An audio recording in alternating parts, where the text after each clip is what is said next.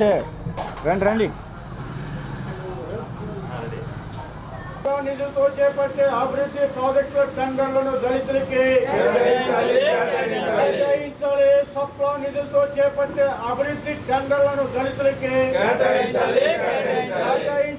సప్లా నిధులతో చేపట్టే అభివృద్ధి కేటాయించాలి. సప్లా నిధులతో చేపట్టే అభివృద్ధి పనులను దళితులకి.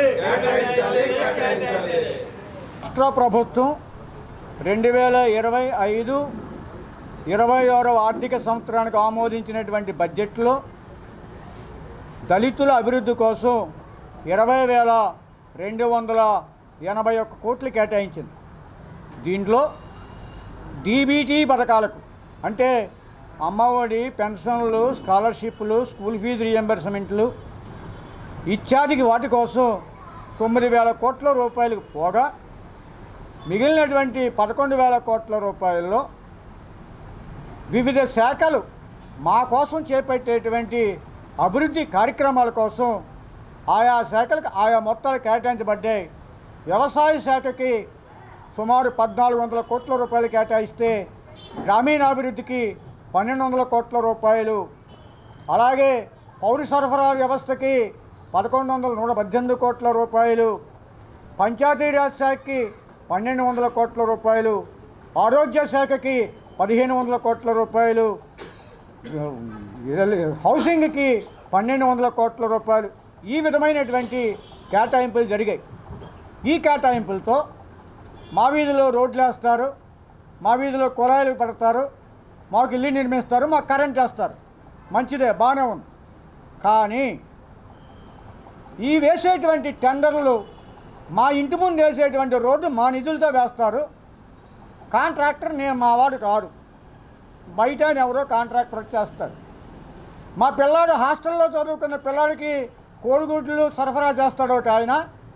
ఆ టెండర్లో ఒక్క ఎస్సీ వాడు కూడా లేడు రాష్ట్రం మొత్తం మీద. మా ఇంటి ముందు వేసే కుళాయి నిర్మాణానికి, మా ఇంటి నిర్మాణానికి చేపట్టేటువంటి ఏ అభివృద్ధి ప్రాజెక్టులో కూడా ఏ ఒక్క కాంట్రాక్టర్ కూడా ఎస్సీ వాడు లేడు. మేము అడిగేది మా నిధులతో చేపట్టేటువంటి, మా కోసం చేపట్టేటువంటి అభివృద్ధి కార్యక్రమాల టెండర్లన్నీ కూడా మేము చేయగలం, మాకు ఇవ్వండి.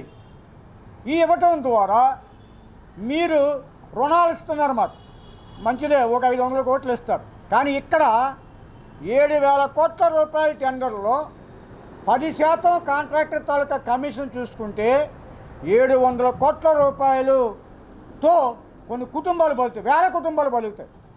మేము అడుగుతున్నాం ఇవాళ 50,000 కుటుంబాలు కోఆపరేటివ్ సిస్టంలో ఈ పని చేయగలవు, మాకు ఆ సమర్థత ఉంది. మా వాళ్ళలో కాంట్రాక్టర్లు ఉన్నారు, ఇంజనీర్లు ఉన్నారు, లేదా వ్యాపారస్తులు ఉన్నారు. వారందరూ స్వశక్తితో ఆర్థిక సమతుల్యతో కూర్చోవడానికి మేము ప్రభుత్వానికి సూచించేటువంటి ఒక కొత్త పథకం ఇది. ముఖ్యమంత్రి గారు P4, P3 చాలా పెడుతున్నారు కదా, దీన్ని P5 అంటారో ఏమంటారో మీరు ఏ పేరైనా పెట్టండి.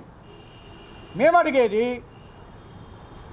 సప్లా నిధులతో మీరు చేపట్టే ప్రతి అభివృద్ధి కార్యక్రమం కూడా అది దళితుడే చేపట్టాలి. మా ఇంటి ముందు వేసేటువంటి కుళాయిని మేము నిర్మించగలం. మా పిల్లలు హాస్టల్లో ఉన్న వాళ్ళ కాయగూరలు, ఆయిల్ ఈ సరఫరా మేము చేయగలం. ఈవెన్ అంగన్వాడీ 12,000 అంగన్వాడీలు దళిత వాళ్ళలో ఉన్నాయండి, 50,000 అంగన్వాడీలకి. ఆ కోడిగుడ్ల సరఫరాకి 280 కోట్ల రూపాయల టెండర్ ఉందండి. ఇవన్నీ మేము కొనలేమా? పౌల్ట్రీకి వెళ్ళి ఒక 10 కోడిగుడ్లు పట్టుకొచ్చి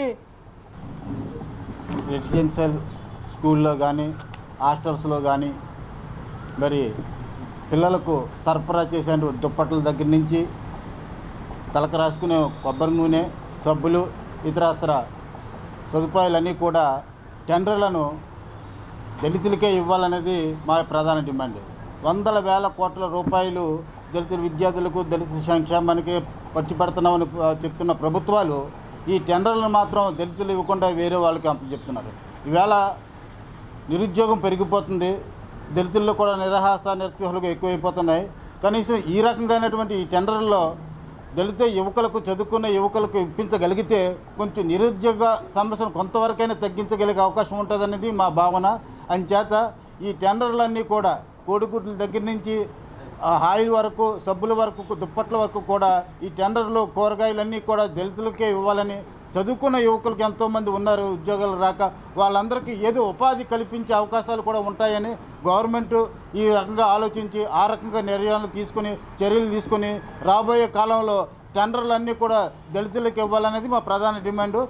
hi viewers, Vizag vision channel ని సబ్స్క్రైబ్ చేసుకోండి. మా ఛానల్ అందిస్తున్న జాతీయ అంతర్జాతీయ స్థాయి వార్తా విశేషాలు, నోటిఫికేషన్స్ కోసం ఇక్కడ కనిపిస్తున్న బెల్ ఐకాన్ ని క్లిక్ చేయండి.